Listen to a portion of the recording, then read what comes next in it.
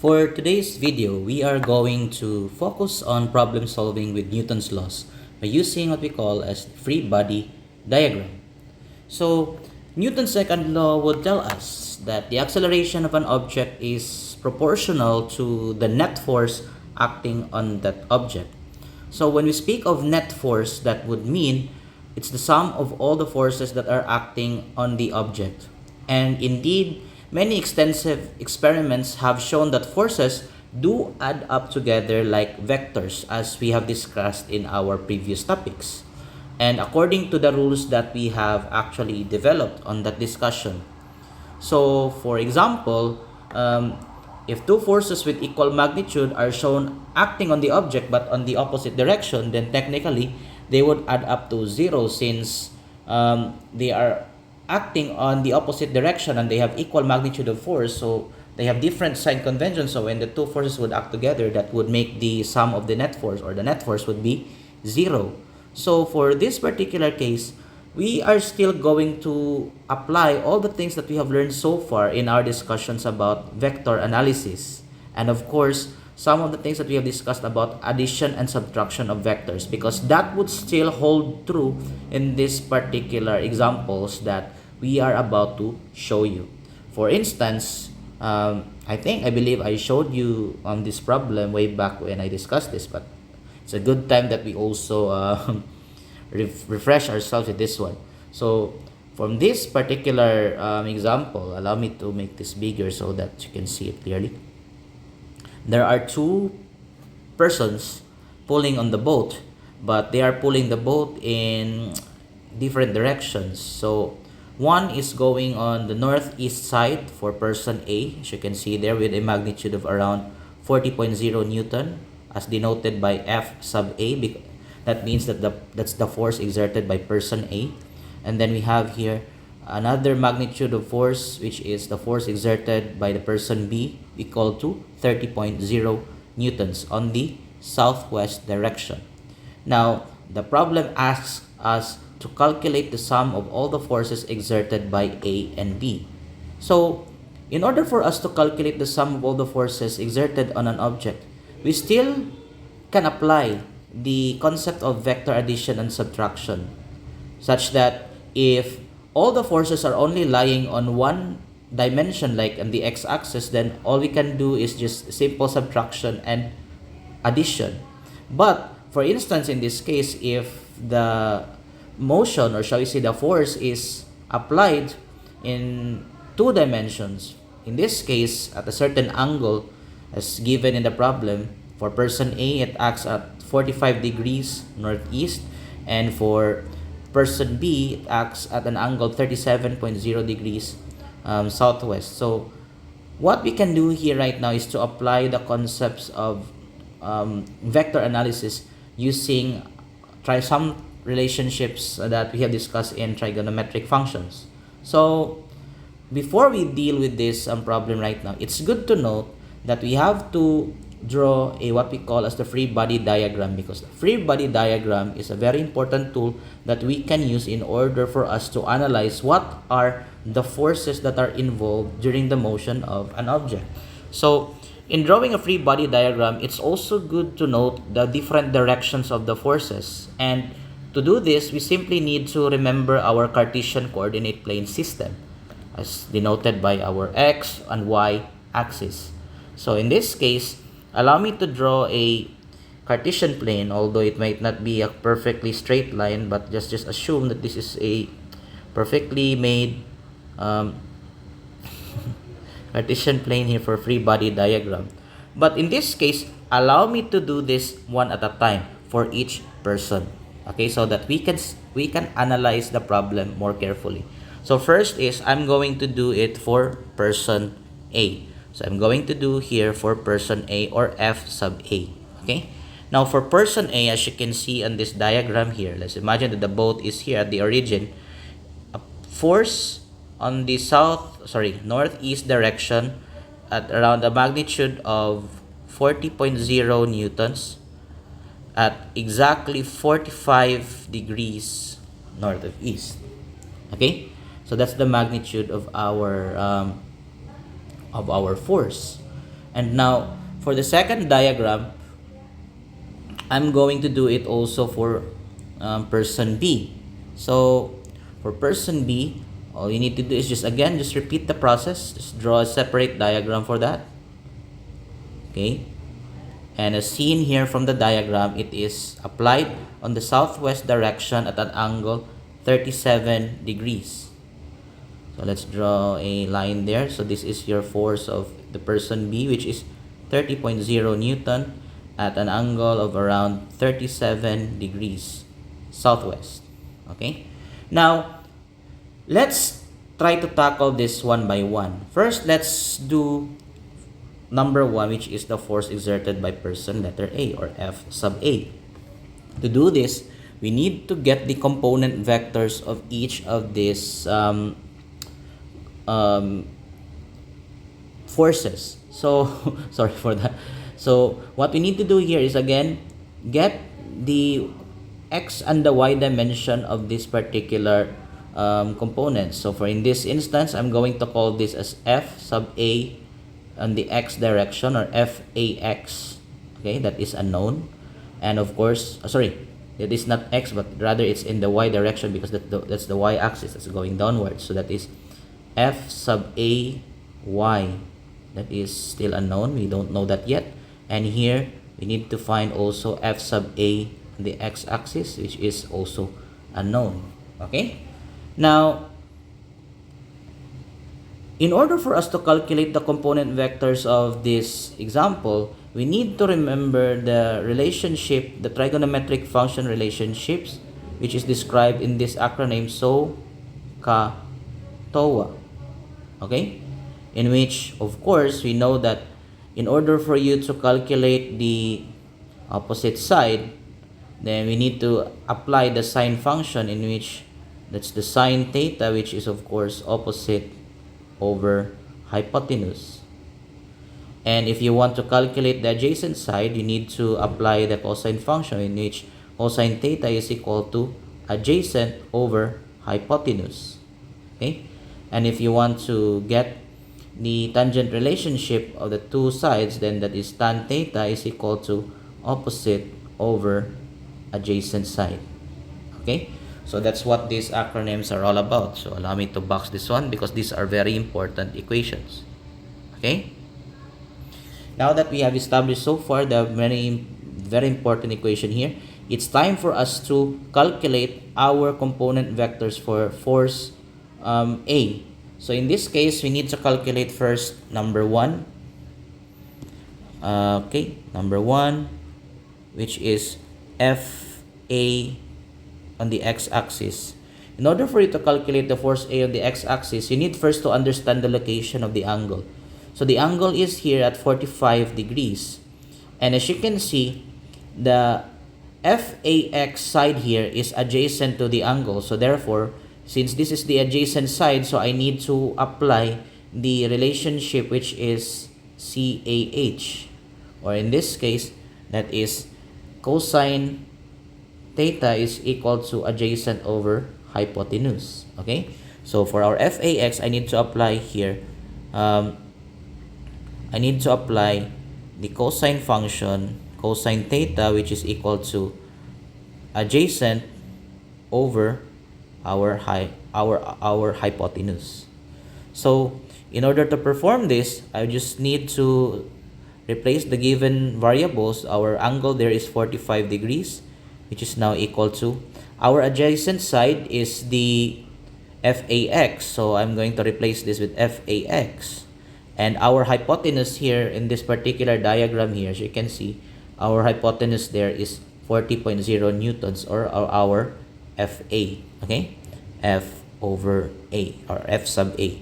Then just do a simple mathematical tweaking, cross multiply this, and this will become FAX is equal to FA times the cosine of 45 degrees.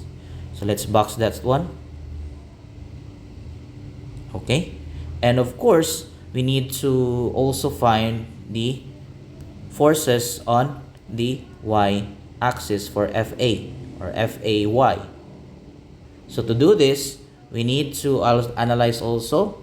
As you can see, FAY here is on the opposite side of the angle 45 degrees. So since it's on the opposite side, then we need to apply the sine function here. So what will happen now is that we will write here sine theta is equal to adjacent, sorry, it's not adjacent, it's opposite. Okay, it's opposite over hypotenuse. Okay, now substituting, sine of 45 degrees is equal to, our opposite side is the, as you can see here, our opposite side of the angle 45 degrees is FAY. So technically, what we will do here now is, this is FAY, and our hypotenuse is of course our FA. And do some simple mathematical transpositions, this will become FAY is equal to FA multiplied by the sine of 45 degrees. Allow me to box this one so that we can have this equation.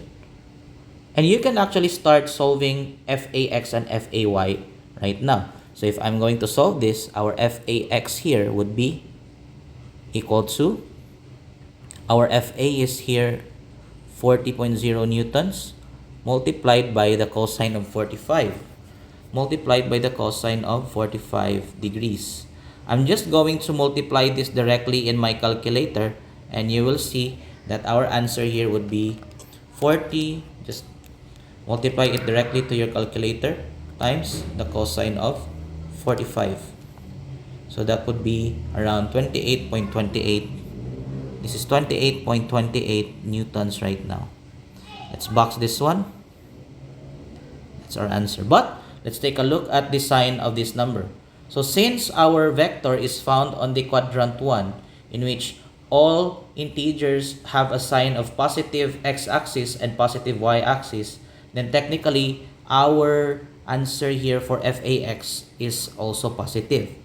And therefore, we can now proceed with solving for our FAY. Our FAY here would be FA, which is 40.0 newtons, multiplied by the sine of 45 degrees.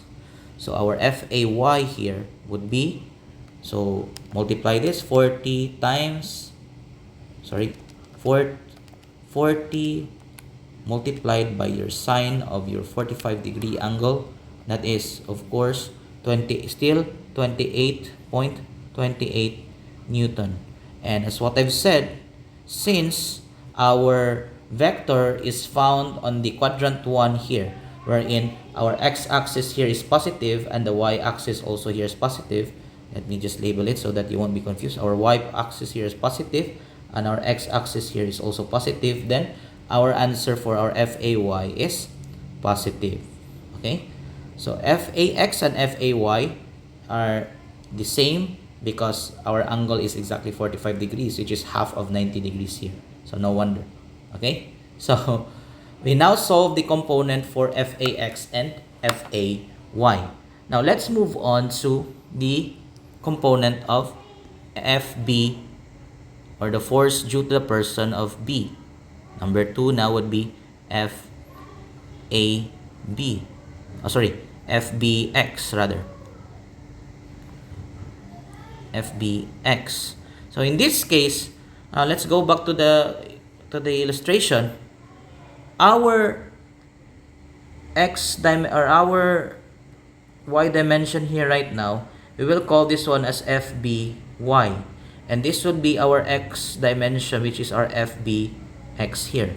And as you can see here, this is our angle here. Opposite our angle is our FBY, and adjacent of our angle of 37 degrees is our FBX. So technically, we can already set the trigonometric functions that we are going to use for each of these components. So for our FBX, since, as what I've said a while ago in the diagram, our FBX here is adjacent to the angle of 37 degrees, then we will use the cosine function for this. So FBX is equal to, it's the same. FBX is equal to F sub B times your cosine of your angle here, which is 37 degrees. Okay? So FBX now would be, so 30 times your cosine of 37 degrees, which is of course 23.96. This is around 23.96 newtons. Let me box this one so that you won't be confused. Okay, now let's look at the sign of this number or this magnitude. Now, as you can see here, our vector lies on quadrant number 4, in which the x-axis here is positive, but the y-axis here is negative. So, since our x-axis is positive, then technically our answer here in FBX is also a positive number. So, let's continue. Now, for FBY, since it's, as you can see in the diagram, it's opposite our angle, which is 37 degrees, then we can use the sine function for that. So FBY here would be equal to FB times our sine of our 37 degrees. So our FBY here would be 30 newtons multiplied by our sine of 37 degrees. Okay? So FBY right now would be 30 times sine of 37. So this should be 18.05 newtons. Allow me to box this one. Okay. So if I'm going to box this one right now, we have now our FBY, which is around 18.05 newtons. But take a look at the sign convention of the FBY here. Since our FBY here lies on the quadrant number 4, in which our y-axis should be negative, then our answer here for FBY should also be negative here. Okay? So that should be negative 18.05 newtons. Okay? Now that we have solved all the component vectors for each of the forces applied, which is the force A and force B, it's time for us right now to add up all the forces on the x-axis and on the y-axis. Sorry. Let's now add up and sum up all the forces right now. Sum of forces. Okay? So the sum of all the forces now would be in the x dimension and on the y dimension for FA and for F sub B. So let's add up all of them right now. Okay, let's just make a table so that we won't be confused. So for FA, we know that our answers are all the same. We have here 28.28 newtons, and this is 28.28 newtons. And for our FBX, that is 23.96 newtons. Okay.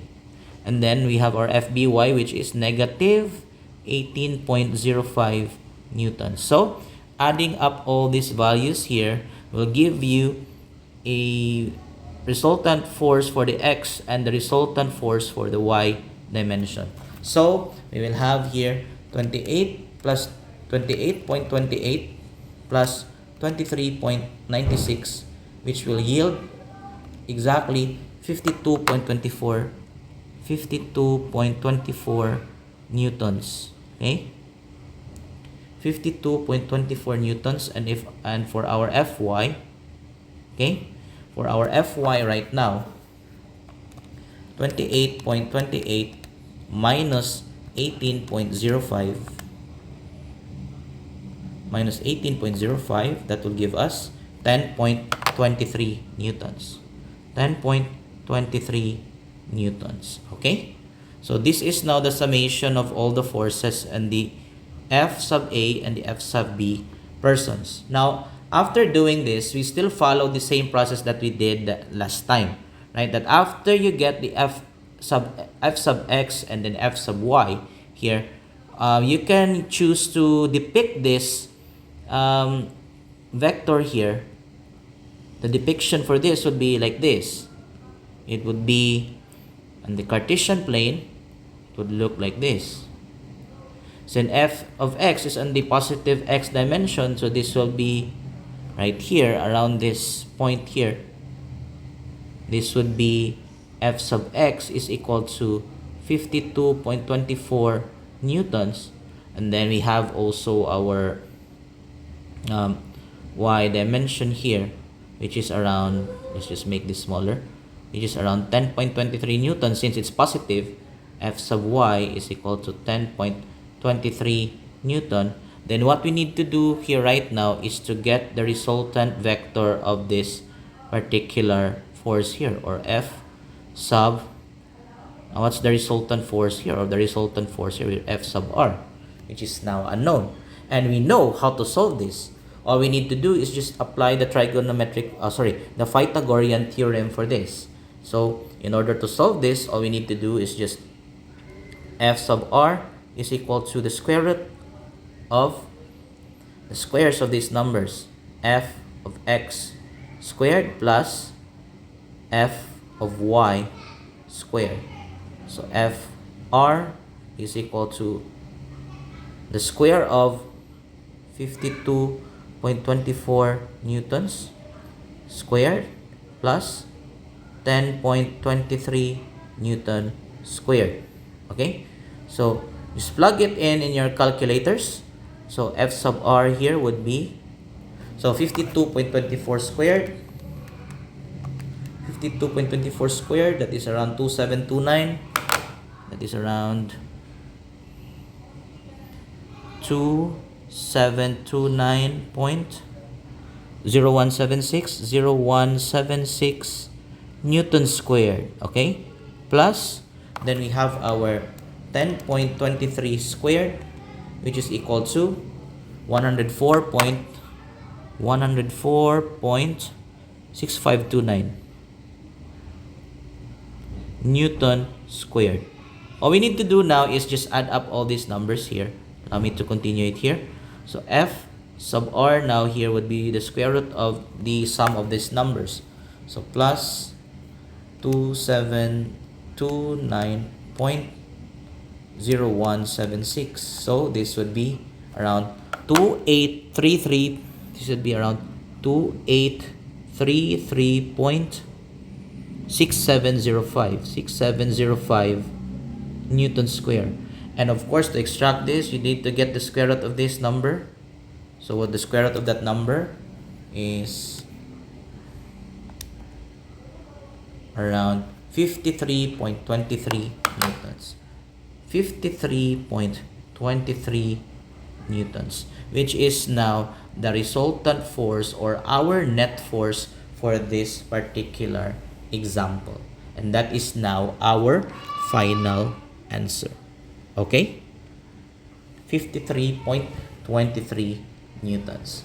So going back from our solution a while ago, here, for our problem solving.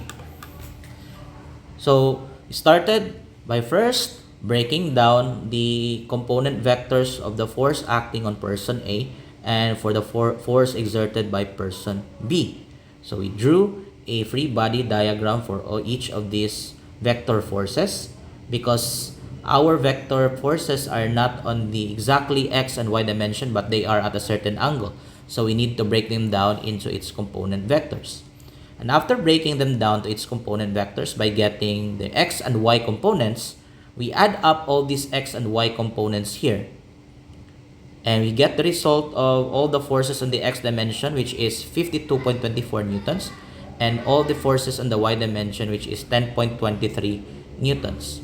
And to calculate the resultant force or the net force for that, we need to get the Pythagorean theorem formula to execute our calculation for our net force or our resultant force in this case. And in this manner, we got the result of 53.23 newtons.